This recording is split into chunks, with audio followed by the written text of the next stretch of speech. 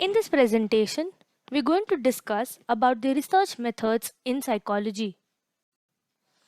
Experimental method, survey method, observation method, case study method, and correlation studies are the methods in research methods in psychology. We're going to see them in detail. Experimental method. It is the scientific method of studying behavior. This method has assigned the status of science to psychology. Experimenter conducts the experiments using the following step. First step is identifying the problem, which means here it is the first step where the experimenter has to have a problem statement. The next step is developing hypothesis.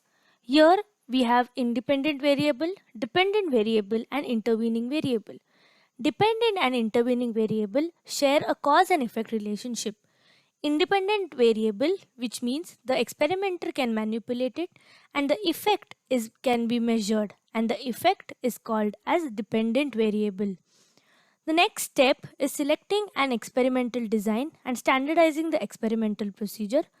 Fourth step is conducting experiment and collecting data. Fifth step is analyzing the data, that is incorporating statistics, and the sixth step is drawing conclusions. Next method is survey method. Data collected from a predefined group of respondents. This is to gain information on various topics of interest. Survey method mainly make use of questionnaires, checklists, rating scales, inventories, and interviews. It is largely used by social psychologists, educational psychologists, industrial psychologists, etc. Survey method is an economic and an efficient method of data collection. Surveys can be undertaken using email, telephonic calls, or direct interaction with respondents. The next method is observation method, a research method very useful where experiments cannot be conducted. Observation method has two types, naturalistic observation and laboratory observation. It is widely used by clinical psychologists, child psychologists, social psychologists, etc. It can be beneficial only when used with a specific purpose and planned in a systematic way. The next method is case study method. It is a qualitative research method mostly used by clinical psychologists. Sigmund Freud and Ian Piaget widely use this method. It is an in-depth analysis of an individual, group, or an event. It can be regarded as a scientific method as it provides research-rich descriptive information, providing hypotheses for further studies. To assess the individual's present psychological functioning, researcher collects information about the individual from various sources such as family members, friends and peers, teachers and colleagues, etc.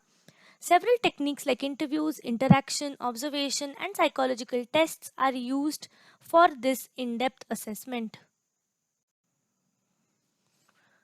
The fifth method is correlational studies, a statistical tool to study the relations between the variables. It measures the relationship between two or more variables. If the change in one variable appears to be accompanied by change in the variable, the two variables are said to be correlated, and this interdependence is called correlation. The extent of correlation between two variables is measured by correlation coefficient. The correlation coefficient is always between the numbers minus 1.00 to plus 1.00. The sign plus or minus indicates the strength of the relationship between the variables. There are three types of correlation: positive correlation, negative correlation, and zero correlation. We'll see that in detail. Positive correlation. An increase or decrease in both the variables at the same time is called positive correlation. The value of correlation is found between 0.00 to plus 1.00. Negative correlation.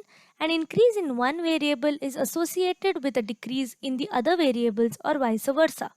The value of correlation is found between 0.00 to minus 1.00. Zero correlation. Any change in variable brings no significant change in the other variable. The value of coefficient is found to be 0.